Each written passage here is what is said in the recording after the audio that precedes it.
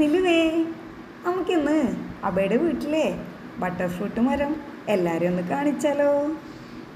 ആ, കാണിച്ചു കൊടുക്കാം. ഇതാണ് നമ്മുടെ സ്വന്തം അവോക്കാഡോ മരം അല്ലേ നിലു? യെസ്. 2 അവോക്കാഡോ മരങ്ങൾ അടുത്തടുത്തുണ്ടെങ്കിൽ മാത്രമേ അത് പൂക്കുമെന്നാണ് മുമ്പേ കേൾക്കാറുള്ളത്. എന്നാൽ നമ്മുടെ വീട്ടിൽ ഒരു മരം മാത്രമേ ഉള്ളൂ. പക്ഷെ അത് നന്നായി പൂക്കുന്നുമുണ്ട്, കായ്ക്കുന്നുമുണ്ട്. ഈ അവോക്കാഡോ മരത്തിൻ്റെ പ്രായം എത്രയാണെന്ന് അറിയോ? 9 വയസ്സ്. ഇതിപ്പോൾ കായ്ക്കാൻ തുടങ്ങിയിട്ട് 4 വർഷമായി. ഒരു വർഷം തന്നെ 2 തവണ ഇത് കായ്ക്കുന്നുണ്ട്. ഉമ്മ, അവന്റെ കയ്യിലെന്താണല്ലേ? അതാ മുകളിലുള്ള ബട്ടർ ഫ്രൂട്ട് പറിക്കാനുള്ള കൊക്ക. ഈ കൊക്കക്ക് നിങ്ങളെല്ലാവരും എന്താ പേര് പറയുന്നത്? ഏതായാലും അവക്കോടെ നമ്മൾ വിചാരിച്ച പോലെ പറിക്കാൻ പറ്റിയില്ല.